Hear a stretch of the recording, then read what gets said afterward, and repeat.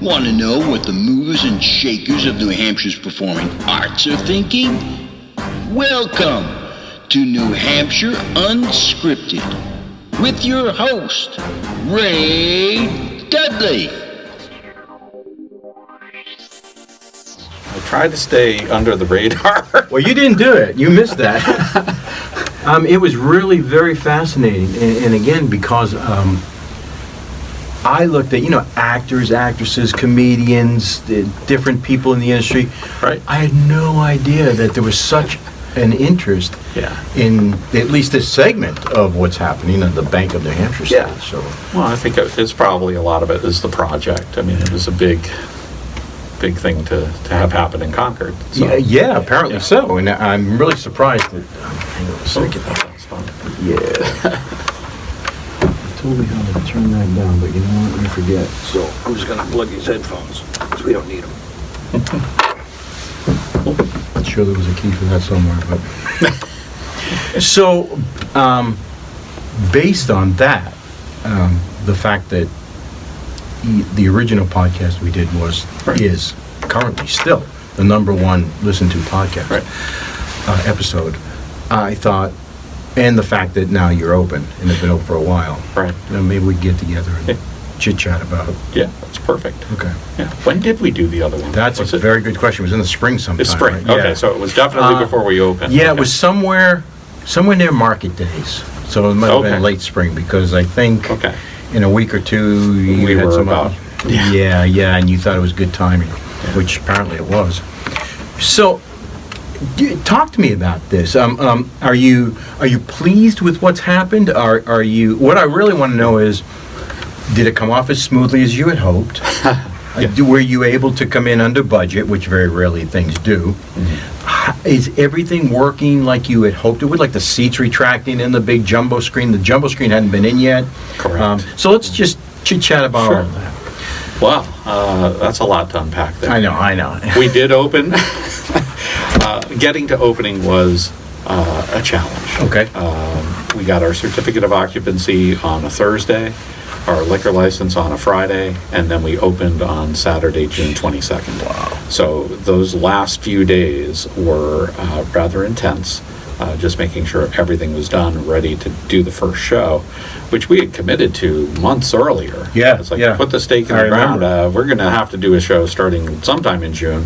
Let's pick a date, and we'll work towards that. But it was right down to the wire. So, just unbelievable. Yeah, because I think the last time we talked, you were hoping to tie in somehow with the market days, right? You had bands that were playing, and you were hoping to bring them over and let them see or perform there as well, or something like that. So we did our first production was Ed Balloon, artist out of Boston, we did that at a 10:00 show on Saturday night, the last night of market days.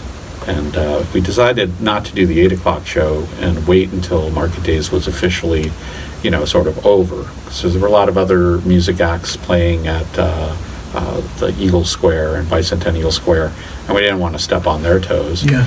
And, all the local musicians around we had invited to come down for that opening night. So we wanted to give them an opportunity to get there and not have to cut their show short.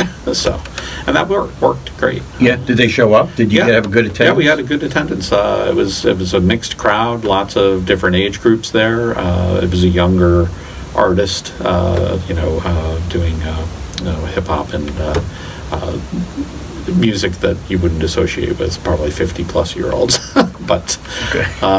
But he was fantastic and put on a very energetic show. We did not have our video wall at the time. Okay.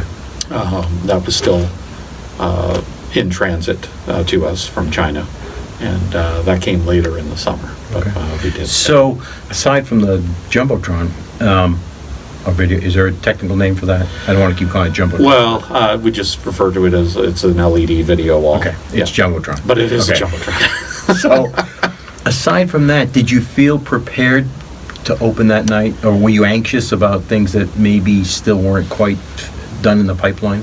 Sure, there were things that we knew weren't done, but we knew that we could handle a crowd. The biggest challenge we had that evening was opening the kitchen. and doing the food and beverage service. Beverage, we've done bars at the other venues, so Right. that's an operation that's very familiar to us. And putting on a show is putting on a show. Right. So, the mechanics of doing all that, it wasn't like we had to learn anything new.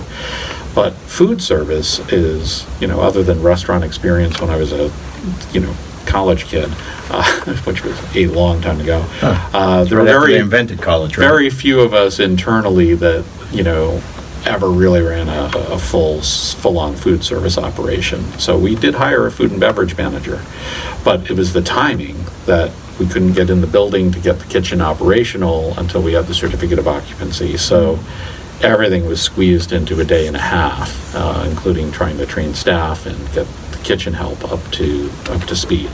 So that was probably our biggest challenge during opening. But we served beer and wine, and we had a full bar on the second floor. And the food service was there. We've been tweaking the menu ever since and trying to improve that operation. But, we've done, 40 some odd shows already since we opened. Yeah. It's just nonstop. Yeah. And it's getting rave reviews. I mean, Right. I keep looking at Facebook. The comments are wonderful about the venue. Yeah, every artist that has come through, they have been very pleased. We have a great technical staff. Eric DeSalt is our new production manager on site. He does most of the events there. Ethan, gosh, I can't remember Ethan. Oh my gosh, I can't remember Ethan's last name. Oh, sorry, Ethan. Oops. Ethan's been handling the audio for most everything. So it's been a nice two-person team there on the production side, taking care of the artists, making sure the sound and lights look great. And then when we got the video wall installed in July, starting to incorporate that into the shows as well. So how's that working? Is it working well, like you thought it would? Is it Better. Yeah, I mean, it is the best thing that, I'm glad we decided to go with it. Initially it's like, well, we'll put this technology in. And we knew we would use it for the broadcasts, the Met and the National Theatre Live and the Bolshoi Ballet. But how were we going to really use it for shows? As what kind of background images would go up, what kind of effects. Most of the bands that we're booking don't come with their own audio or lighting guys, so it's our in-house staff that puts all that together each and every show. And Eric has turned into a master of the video wall and has really dived into the software and really figured out how to make the best use of it. And he's done some incredible things. So a lot of these events now become multimedia events, is that? Yeah, that's safe to say. And we have a camera in place where we incorporate that into the background as well. We'll run digital effects on the video wall, and then we'll overlay the artist when they're doing solos and things like that. It's really pretty cool. Do you have a roving camera that goes throughout the crowd as well, or throughout the house? We don't. We've got one camera fixed position, but we can remotely pan, tilt, zoom into anything that we want. So is it like the NFL where they've got that one that's on the cables that does the 360 degree? Yeah, it's an optical zoom, so it doesn't actually move. All right. But that would be kind of cool. Well, the next iteration, right? Yes. Yeah. So 40 groups. So that's a Thereabouts, pretty good test. Yeah. Are things panning out like you thought? Have there been any hiccups now that you've got these 40? You say, "Oh, we didn't think about that." Well, there's always something. Yeah, right? which is good. I mean, because it embellishes you. It helps you to embellish the next. I would say, we spent most of the summer finalizing the work on the project. I mean, we were open June 22nd, but there were still pieces that needed to be finished off. And it was our soft opening period, which we stayed in until our grand opening, which was just a couple of weeks ago now. But so we kept peddling that as the soft opening. We're still fine-tuning, still tweaking. I got to say the audio and the lighting systems have worked pretty great since day one. They just keep improving over time, as we, finished off the video wall and other things. That just gets better and better. Like I said, the food service operation is one that, we're still striving to get right. We're trying to minimize the wait times, but we're not fast food. Yeah. We wanted better than concession food. Doing that, but also offering decent wait times, is a challenge. Yeah. So that's still being tweaked. But it's moving along. You had mentioned earlier that you were hoping that maybe one segment of what was going on, speaking of the food and beverage, Yeah. was that you thought maybe you could draw an audience just for food. Right. Has that panned out? Not as well as we'd like. Summer was, like I said, because of it was a soft opening, we weren't trying to push the volume too much. We were trying to finalize all our systems.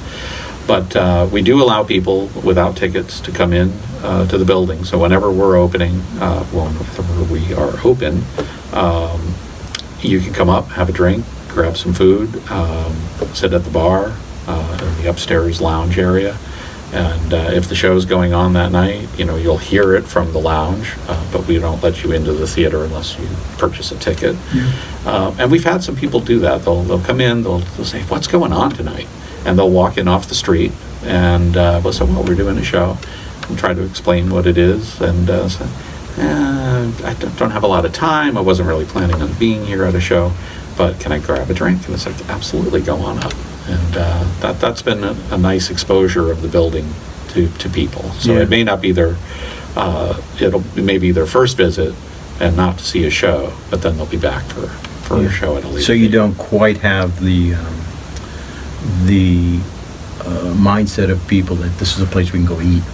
Just, Not quite. And- but you're not a restaurant anyway. I mean, you're really not. We're not. We don't want to compete with our restaurants that are on the street, so many of which are our restaurant sponsors for the Capitol Center for the Yeah, Arts. good point. And, we encourage people to go out and sample the fare from all of our sponsors, and the restaurants are an integral part of serving the community when we have big shows. But we're that additional amenity for the patrons that are coming in, and like I said, for people that want to explore the facility but are maybe not ready to see that particular show that night. So getting them in there has been good. The challenge, though, is we're not open consistently like a restaurant. So most of the time we're trying to book Fridays and Saturdays, so that there are shows at 8 o'clock on most every single Friday and Saturday. And then the food service operation in the bar opens at 6 p.m. So 6 p.m. till closing, which is an hour after the show, as long as people are hanging around. That seems to work. But it's tough, if you're in town and we don't have a show on a Friday night, then it's not a place that you can guarantee that you will have something yet. Yeah. So that's the challenge for that end of the operation. I was on the Facebook page the other day, and it led me, of course, to the website. Pricing is fantastic. Thanks. Yeah, we have purposely kept the prices as low as we possibly can. I mean, artists have to get paid. Right. And the building has to be self-sufficient. We're a nonprofit, and the Bank of New Hampshire stage is no different. It's part of the Capitol Center for the Arts. But the operation as a whole, we're trying to not rely as much on donations each year to support the operation. And that's a challenge. But we are committed to keeping those ticket prices It's wonderful. at entry I level. mean, they're like $15, $20 for a live show. Yeah, we've had some as low as $8. And we've been doing some dance parties as well as just regular live music. Those have been pretty popular. So we're excited to do every genre there is. It's pretty. Are you finding the same thing with food? Are you able to be competitive price-wise with what's happening around, or do you need to embellish that somehow? Yeah, we price our food and beverage at sort of a reasonable price for us to come out okay. Yeah. It's not a huge moneymaker, but it does contribute to the bottom line. We actually lowered the price of our beer at the Bank of New Hampshire stage as opposed to the Capitol Center for the Arts. So it is less. Hidden gem alert. Hidden gem alert. Exactly. It's like, well, stop in at the Bank of New Hampshire stage pre-show and have your $7 beer there instead of the $9 one at the Capitol Center. Nice. But that was a conscious effort to, know that people that are attending the Capitol Center tend to come to one show or maybe two shows a year. And the ticket prices generally are higher there. The caliber of artist is, a more national, well-known, a Jay Leno, things like that. And Chevy Chase, which we just announced, is coming in the spring. So wow, that's big. But those prices tend to be higher, reflecting the caliber of talent that you're getting there, or at least the amount that they demand from us to pay them. Yeah. A lot of the music that we're bringing in is up-and-coming artists, people that are just really getting out there. They're touring and they're trying to get out of the bar scenes and into small venues, small theaters where it's more listening than playing to a bar crowd. Right. Not that there's anything wrong with that, but it's nice to get out of that atmosphere and into something a little more elevated. But they don't demand as much, in the way of pricing that someone that's more nationally known would, and as a result we can keep those prices low, and that's good, and there's enough for the artist to have and for the venue to have to make it work. No, it was really impressive. I mean, I've been to theater that costs more than some of your shows, right? And so it really makes for a cheap evening, relatively evening out. Yeah. It's actually, when you look at a lot of our shows where it's like a $15 ticket. Yeah. And movies cost that. I know a movie will cost you $12, $14 nowadays for an evening. Yeah. It's like, that's insane. Yeah. The popcorn costs as much as the movie. Yeah. It's not a meal like you're getting there at the Sure. Bank of New Hampshire stage. Right. Technology-wise, so you're happy with the Jumbotron. Do you have other plans for it? Do you want to incorporate it more into things, or are you still, is it doing what it's meant to do? It's actually doing pretty much what it was meant to do. We've had a couple of live Met operas already, and our audience that was used to seeing it in the Capitol Center, where our projector was showing its age, and the colors and the clarity of the image were just not as sharp as we would have liked. Thankfully, moving everything over to the new space and making use of the LED wall, it is like night and day. The color rendition is right on target, the brightness level. In fact, the video wall is so bright that for the Met and NTLs and Bolshois, we run it at 40% brightness. Is that right? Yeah. We put it up to 100%, but it is blinding. It is too bright. It's remarkable. When we do it for a live show, it's actually turned down even more. We run it typically at 20% brightness. Seriously? Absolutely. Yeah. That is remarkable. Yeah. Yeah. And that was probably the surprise. And it's LED to boot, so it's not even like it's costing you a lot of money to run it to begin with. Right. But the longevity of LED, if you run them at 100% brightness constantly, it does tend to shorten the life. The lifespan is 15, 20 years, but in continuous use. But still, if we were able to run it at 20 to 40% brightness, it should extend the life even further. So we're happy. Boy, so many questions. So as long as we're on the Met and that type of stuff, how are the audiences for that? They've been growing. The Bolshois and the NTLs typically don't draw as large a crowd as the Met Opera. However, we've doubled pretty much our regular attendance at the NTLs. That's wonderful. And we did a lot of them in September or October, purposely putting a whole bunch of them into the schedule early on just to get people into it. Yeah. The Met is done live. And we don't preempt it like we did at the Capitol Center for another show. So we do the Mets live in the afternoon. They always start at 12:55 p.m. And committed to doing all 10 of them this season live, and that's been working out great.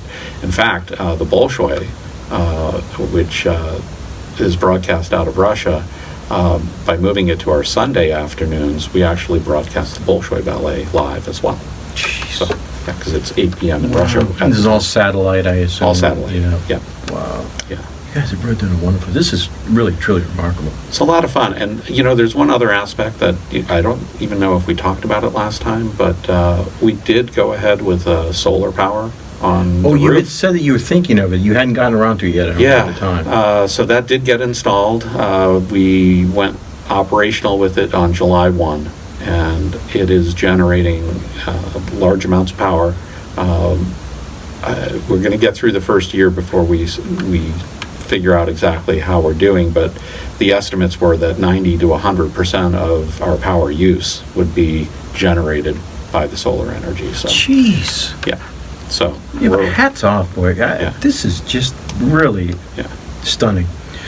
Now, if I remember right, you don't store the power, right? It goes to the grid? It goes to the grid, yes. Yeah. And then you get, I forget how that works. They cut you so much for a rebate or something on your, whatever you kick back. Essentially sell power to the grid, and then you purchase it back. Yeah. And it nets out to a nice savings. Yeah, I bet. But we worked with Revision Energy, Revision Solar, which is an employee-owned solar company. They do a lot of projects. Local? Are they local? They are in the Northeast. I know they do some projects in Maine and New Hampshire. Dan Weeks is the project guy that we worked with a lot. And I believe he's Concord-based. He's been to a few shows, which is great. Nice. So, really nice. Yeah. Now, how about the retractable seating? Is that all what you had hoped it would be? That is working well. It does retract. That's good. It extends. So one of the little quirks as we were moving along with the project is, Steve Martin, our production facilities manager, myself, the architect, we had all visited the seating manufacturer in Maine. It's Hussey Seating. And, we had our wish list of what do we want the seating to do and what do we want it to look like and how comfortable does it need to be, et cetera. And put all that stuff down, and they developed a price and a package for us, and then the devil's in the details, of course. It's like, as we got to the point where, we were picking out colors for the seating, which we went with those shades of red, so 4 different colors. There was, the donor plaques for the naming of the seats. The size you wanted won't fit on the arms because the style that we did to have the stadium seating required them to fold down in a way that wouldn't allow that. And so we had to shift the size of the plaques smaller. And in the end, we ended up putting them on the back of the seats anyway, because we like our donors and we want them to be recognized. Yeah, right. So that was one little snag. Another was the cup holders, because every seat has a cup holder. But again, in the retractable section, what we were looking at was a cup holder right on the arm. And because of the way everything folds and stacks, which is miraculous the way it works anyway, those had to move down below the armrest, so it's down a little bit lower by your leg. And it was just, I'd say it was just annoying, because what we wanted was this. Yeah. And it would have been nice to have known. So that was something you found out later? It was later in the process. And it's like, so you go through all these things and say, that's what we're going to get, that's that cup holder, that's that name plaque, that's the aisle lights. And then all of a sudden, it felt like all of a sudden. Of course, we were dealing with thousands of details, from the CCA team, just trying to keep the project on track and moving along. And I'm sure it was in the submittal that they gave to us, somewhere buried in the fine print, as it were, that we had to change the cup holder to this style because. But when we found out, it was like, what? Why didn't we know this sooner? And I would just say that's part of managing a large project.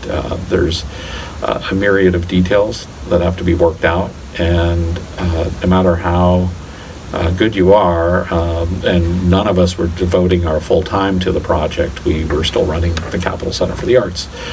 So trying to fit all of that in and keep track of all the details and moving parts, it was inevitable, I guess, that some things like that happened and got missed, overlooked, or felt like a surprise at the end.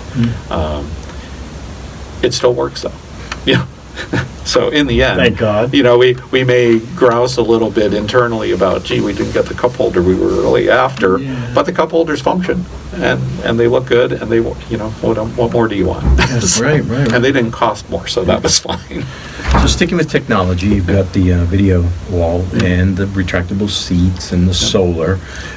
Are there other components that you either are thinking now about adding on technology-wise that would enhance the experience, or even that are working in the background nobody would ever see? Yeah, well, our audio system is really great. We did find out. Now, you had tested this, didn't you tell me? We did. We tested it actually at the Capitol Center. Right. But part of our programming was, you design a sound system and you want it to satisfy the bulk of what you're doing.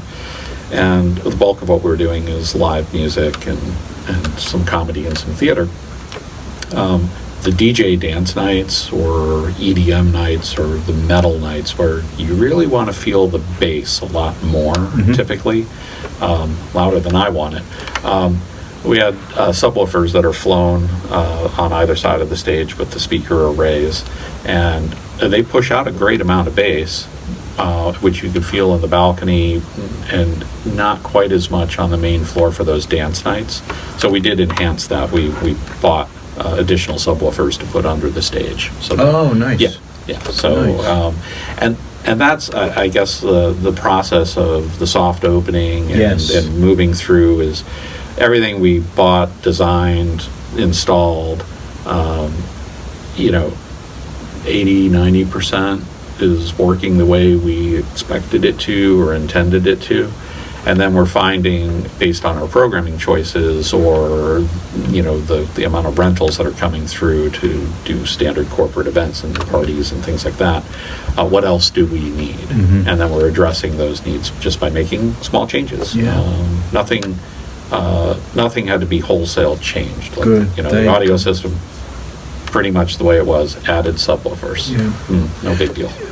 Where's the feedback coming from for something like the subwoofers? Is that from the artists themselves, or is that from the audience that says, this could have been? Yeah, it's a little bit of both. The artists spec what they want, and when you're dealing with DJs that are sort of coming out of the city that have, they're known, they're as popular as live artists in some cases. It's like, yes, I go there because that DJ does a great show. And, their requirements for an audio system have been varying from the live music. So that was the biggest thing, was getting additional subwoofers. And that allowed us to not rent. And there's another aspect of it. A lot of bands will come in, but they won't carry all their gear depending on how they're traveling. You may have to provide the drum kit, a couple of guitar amps. It's the back line. And we made a decision early on that, looking at all the shows that we had booked and what they were requiring of us, that we would actually purchase some equipment so that we didn't have to keep renting it. So it's permanently in-house for artists that may need it? Yeah, so we do have a drum kit. We have a couple of guitar amps, a bass amp. Haven't invested in a keyboard yet, but we'll probably go down that road at some point. Where do you get all that equipment from? We usually buy from MFI, which is Music Factory. They've been around for years. They were the ones that did the audio system for us. We rent from them quite a bit, and from other audio companies in the area. But strings and things, I think we've gotten guitar amps and things from. So. You were hoping in our last discussion that this would work very synergistically with the CCA itself, in that this would move some things off the plate and open up, so that you could have two things happening at one time. Has that worked out like you had hoped? That is working out. We frequently have shows on Fridays and Saturdays at the big theater, and also at the new venue as well. Which we couldn't before. Or was a struggle. It was much harder to do. So that has worked out great. We just have to be careful about the type of programming we put in each venue. So, In what way? If you're attracting the same audience, then you're splitting your efforts. Oh. So it tends to be a contrast of, the crowd that's attending the Bank of New Hampshire stage event that night isn't really the audience that you have at the Capitol Center. So when you have your dance competition, is heavy metal down the other end. Yeah, exactly. And that's generally worked pretty well. Yeah. We've done shows like the Indigo Girls, and then had another show at the other venue, and Indigo Girls sold out, and the other show, which I don't remember what it was that night, also did well. But yeah, we've been managing that. The hardest thing, honestly, is the toll it takes on the staff. So we didn't. We're sharing staff essentially between the two venues. So there's a lot of double duty, and figuring out who needed to be at which building when, and how do you get the artists paid at the new venue. We've had systems in place at the Capitol Center for years, and it's so routine in a way that you don't think much about it. Are we talking software-wise, or is this? No, just people moving and getting checks signed, and okay. Artist deals are not frequently anymore just a flat fee, come in, pay you a sum, and send you on your way. They were always a percentage of the box office after you meet expenses, for instance. So you don't know what you're paying them until you've sold the last ticket that night at the box office. And so there's only a few of us that can sign checks, and doubling the volume essentially. Even though the checks are smaller, there's just. They still have to be signed. Yeah, you still have to be signed. You still have to process all the paperwork and collect W-9 forms to pay artists and all of that stuff. That's sort of the minutia and the administrative side of the arts. And it's important. I mean, it needs to be done. But it has been a bit of a challenge. So are they feeling some relief down at CCA over the fact that some of these programs have been able now to migrate over to the Bank of New Hampshire stage? Yeah, it has freed up a good chunk of our calendar to book other things. And we are filling our event calendar with more shows and definitely more rentals, whether it's birthday parties and the other uses of the space, Sure. corporate events, you name it, because we're available for anybody, for anything. Right. I don't think we've done very much with politicians lately, but Good. We're I despise them. yes. Well, Suck. I think we could all take a break from politics would Yeah. be great, but Didn't mean to digress there. New Hampshire first in the nation primary, I know. so gotta tolerate that stuff. We had spoken a little bit, we touched on the last time, about logistics for artists as they come in, because you don't have a back, or you didn't have a back area for them to come in, and no place to put them up, essentially, Right. no green room-ish kind of thing. We do have two small dressing rooms back there, and a smaller kind of green room. We have equipped them. The green room's nice. It's got a couch. It's got a little table, a fridge, kitchenette. That works pretty well. I find it interesting, the music that comes in. Typically we have an opening band and then the headliner, and they each take a dressing room. And a lot of times I'll go back there and it's like, well, they're in their dressing rooms, but no one's in the green room. And I'm like, well, that's where the couch is. Fine, go sit on the couch. No, but they make good use of the space back there. As small as it is, it's sufficient for the bulk of it. Have you had any problem bringing in large equipment or anything that? No, right now we have a temporary loading dock back there. Yeah. It's basically a wooden deck off the in the alley. That will be converted to a permanent one next year or sometime after the spring, as the south side of the property gets redeveloped by Steve Dupree. Weren't you also hoping to eventually make that an outdoor venue? Yes. Yeah. Is that still on? That's still on the books. It That's is? still on. Nice. Yeah. So a lot depends on, when can we do that will depend on what the construction flow is like on the other side of the alley, where the old Families in Transition building was, or is, I should say, still is there.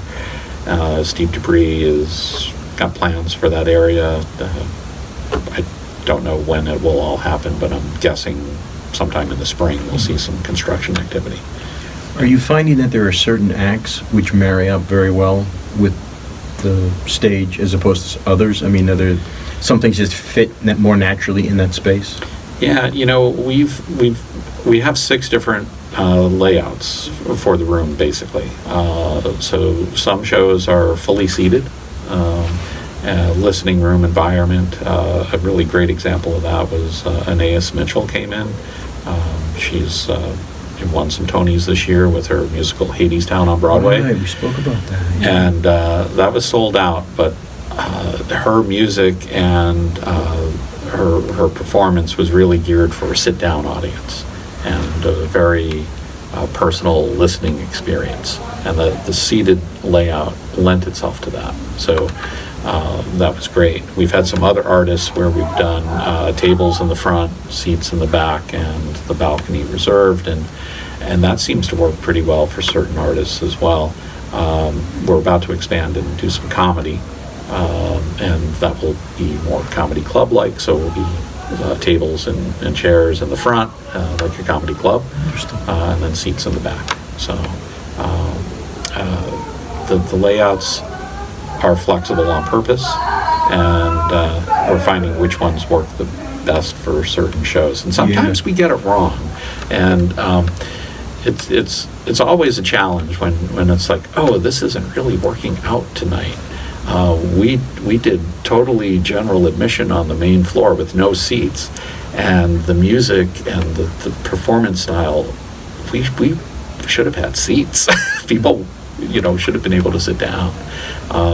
So we try not to get that wrong. Right. Because you don't want the audience uncomfortable or the performer. Right. And there are sometimes it is the performer saying, no, our audience, because we'll listen to all their music. And it's like, you listen to some and it's like, oh, all right, that sounds like a sit-down crowd. And then when you're working out the details with the bands, it's, no, everything we do is stand-up. So we don't want seats. I'm like, okay. I listen to your music, and I'm going to disagree, but we'll go with what your audience expects. Yeah. And most of the time, it's working out. But there's always something that is like, gosh, I wish we could have done that better. So the holidays are coming up. Anything in tune, special for the holidays? No. The holidays, I think the lineup at Bank of New Hampshire Stage, like I said, we were doing some comedy, lots more music. No specific holiday show, at least that I can recall. Okay. And if anyone's listening and goes to the website, banknhstage.com, and finds a holiday show there, sorry, I missed it. We do have some holiday fare coming up at the main theater, which we usually do. We've got the Nutcracker coming in. It's a local production, but we also use the Southern New Hampshire University Symphony, the community orchestra that they have, and that's nice because the proceeds from the show partially go to support their music scholarship program, for instance, and that's a nice touch. Did that last year with them, and it was really good. And then we're doing some family shows like Laurie Berkner Band this year at Christmas. That's in the big theater as well at the Capitol Center. Capitol Center. This is one of the struggles that we've had too. Is like, what do we call ourselves? The organization is the Capitol Center for the Arts, and the venues are the Bank of New Hampshire Stage, and what everybody calls Capitol Center for the Arts is really named the Chubb Theater after Chubb Insurance from back in '95. They were a lead donor on the project. So we've been trying to resurrect the Chubb Theater name a bit. but people want to call it what they want to call it. And it's kind of like the Bank of New Hampshire stage. A lot of people have memories of it when it was the Concord Theater, so they'll still call it the Concord Theater. That's interesting. And people still call us the Cap or the Capitol Center. The Capitol Center is what I call it all the time. Yeah. So it all depends on how you related to the building. If you were in town or grew up when it was the Cap or the Capitol Center, or before it became the Capitol Center for the Arts, it was the Capitol Theater. So it is different. A lot of audiences for us are first timers. I usually ask them at shows, which we do curtain speeches at the big theater, but on the other one we just let the shows start, right? You know, we're not trying to make a pitch for your money or anything like that. Not that we do that a lot at the Capitol Center. And not that you couldn't use the money. Not that we couldn't use the money. And actually, you led with one question. We haven't gotten to it yet, but since we're talking about money, I will mention it. So the project did go over budget a little bit, mostly on the equipment. You know, what we needed for the building. I can't even say wanted. What we needed for the building to work, for audio, lights, video, etc. The price tag came in much higher than our back-of-the-napkin estimates from 3 years earlier when we first put the project together. So there was a cost overrun there. The rest of the project came in. We spent all the contingency, which there was $250,000 of contingency, and all of that got spent. There was a lot of structural work that was unexpected that needed to get done. But we are still fundraising. So we're not fully paid for yet. And to keep those ticket prices low, we need donors to fill in the last little bit of funding. I say little bit, it's about $450,000 or so. And if we close that out, which we hope to do by the end of this calendar year, those pledges, because we allow people to pledge over a 5-year period, those pledges will help pay off the debt that we had to take on to finance the construction, because, you know, construction guys want to get paid while they're doing the work, not 2 years later. Right. And we'll be debt-free on that building, which is the goal. That's incredible. Right. And it ended up being a $6.9 million project in the end. And by the end of this year, you potentially see being debt-free. Yeah, we have raised 6.45 million specifically for that theater. We've raised a little more because we're also capital campaign at the big theater, but we only have that last 450,000 to go, and every little bit helps. I got to tell you, that is fascinating. So, no, the cat's off again. Yeah. I mean, that's impressive. Yeah, and, you know, we have done a couple of other capital campaigns, you know, in 95 when we reopened the Capitol Theater, and again in 2003. And both of those were great campaigns and got the Capitol Theater reopened and then renovated to finish off some, like a phase 2 that never happened in the original renovation. But that didn't retire all the debt that had sort of crept up. And this time around on the capital campaign, we were very aware that our goal needed to be to not have any kind of debt hanging over the facilities when we were done. So that's what we're shooting for. And if we don't raise it, it just means we're paying those finance costs each year. Right. That could be spent on more programming or other things that, you know. So we'd like to say that, you know, the holidays are coming up, end of year. If you need to take IRA distributions, a lot of people tax deductible? They're tax deductible, and a lot of folks that are 70 and a half and up, you have to take a minimum distribution. It's mandatory, right? So even if you don't need the money, you have to take it out. If you give it to us, then it's not taxable. If you take it yourself, then it is. And those people that are in fortunate positions where they can make that choice. And I know of one person that had contacted us out of the blue just the other day and did just that. Wonderful decision, at this time of year. Yeah. So as those things are coming up, I'd encourage any listeners here to. And $400,000 is not a lot of money. It's not a lot. It's so achievable, and we've got some applications out for some grants from foundations that will take out some sizable chunks of that. But everything from $5 donations on up is what's going to get it done. Mm-hmm. So. Yeah.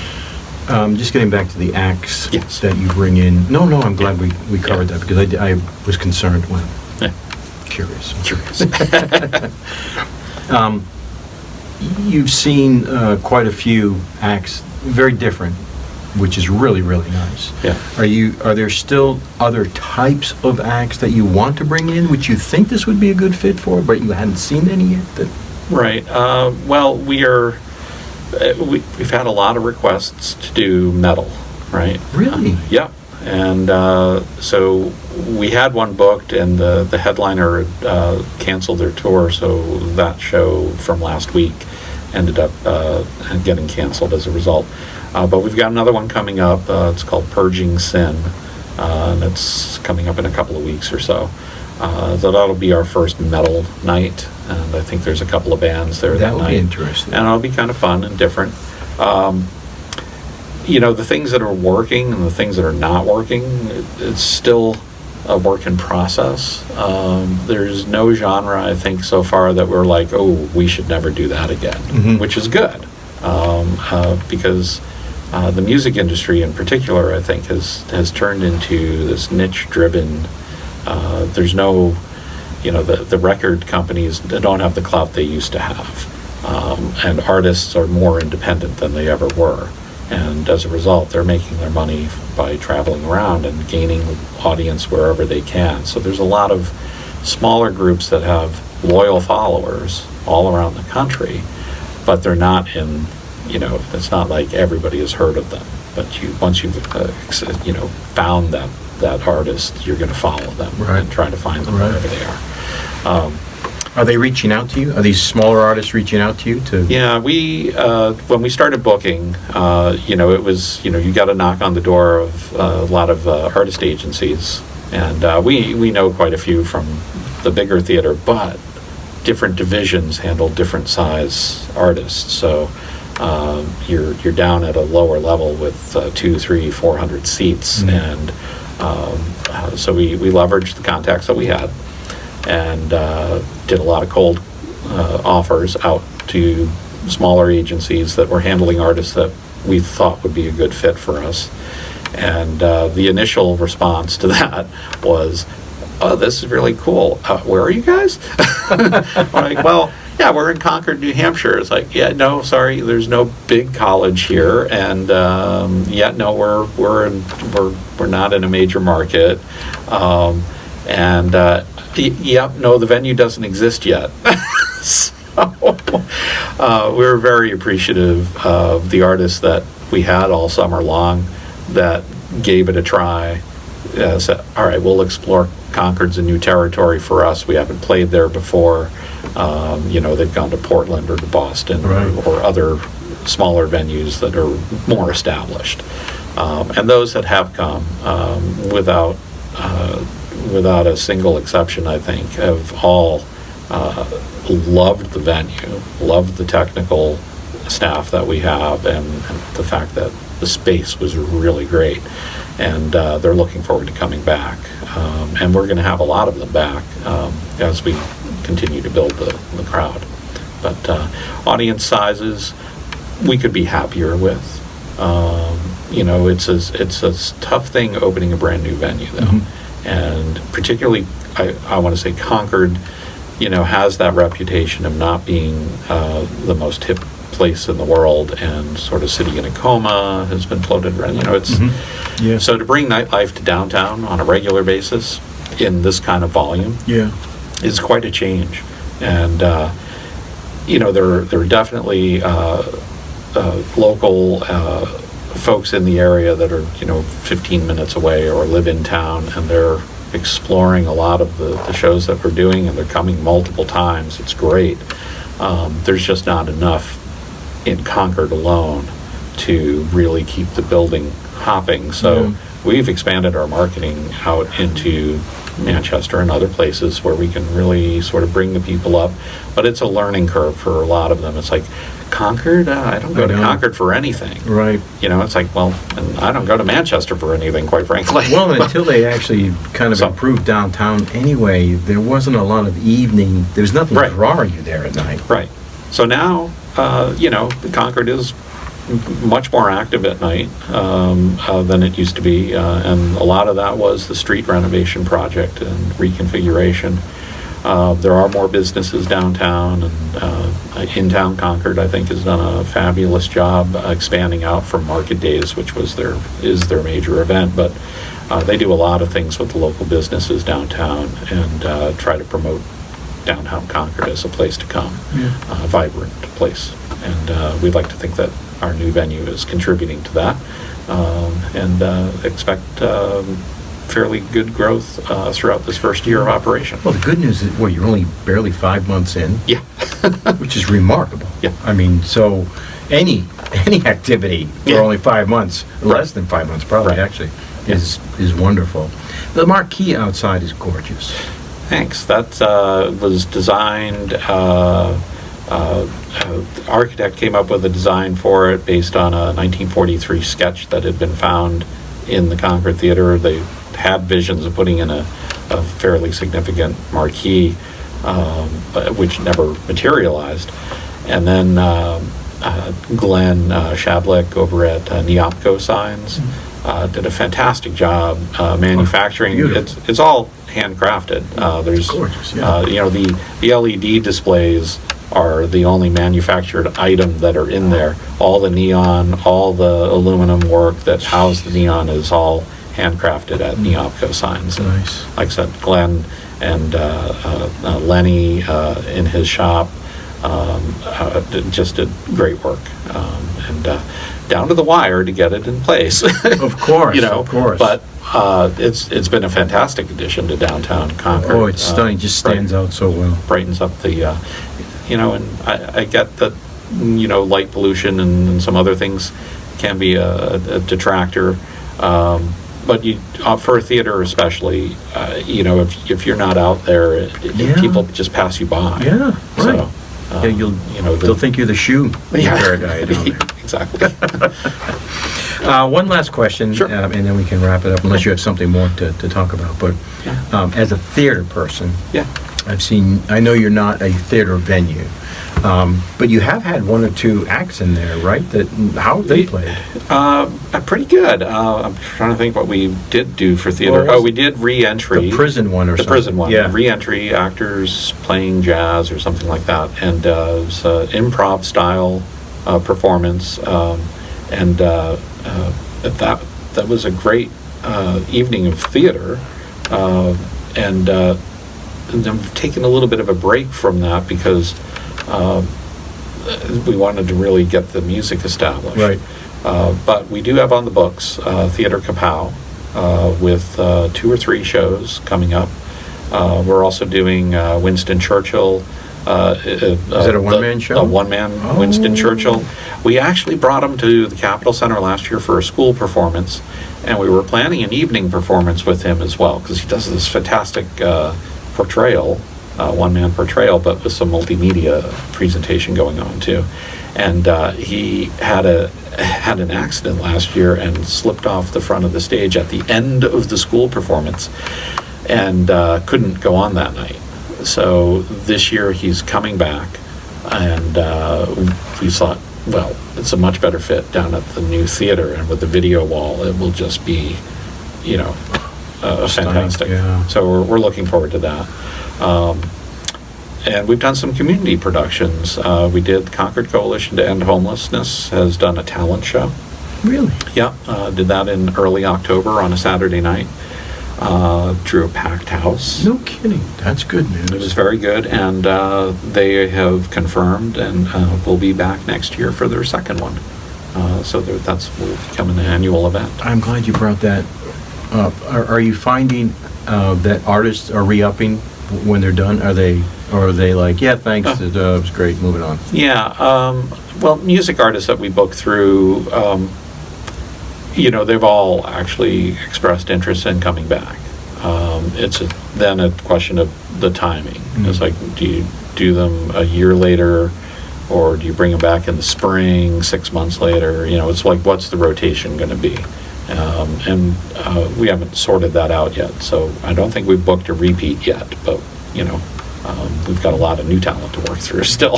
There's a lot going on. I mean, when I went out to your website, there's just pages of acts that are coming out. Yeah. It's really fascinating to see. Yeah, and keeping track of all that has been such a challenge. And we're still, like I said, struggling a bit internally, staffing-wise, just to make sure that we don't burn anybody out. Because we all love the arts, but there comes it shouldn't be your life. You need a life outside of your work environment. So we're very aware of the burdens that we place on our staff and ourselves, and as well at every level of management, and try to spread the load and make sure that people are working hard, but not working themselves too hard, where we have a loyal staff, and it's been one of the joys of working at the Capitol Center is people that are committed to the organization, to the arts in general, and putting their time and effort in and going above and beyond, which is incredible in a mission-driven organization. They do it anyway. That's the type of people you have. Yeah, but can't say enough nice things about everybody I work with, and it's just it's a fun place to go every day, and we want it to stay that way for everybody. Yep. So. Yeah. Well, congratulations, really. Thanks. It's just such a great addition to Concord. Yeah. I just only hope it continues to be the bright and shining star that it seems to be, pretends to be at this point. Well, we're committed. We can't just build it and then shut it down. So right. Everything we're doing there, long term, you'll probably see programming changes evolve as we become more familiar and more adept at what's working, what's not working. You want to satisfy the audience. You want them to see things that they want to see, but you also want to challenge them a bit as well, right? And then expose them to something that you haven't seen this before. You got to give it a try. An interesting balance that you have to try to create there. Yeah. Well, my hat's off to you again. Thanks, brother. Thank you. Very nice, Ray. Thanks so much for having me.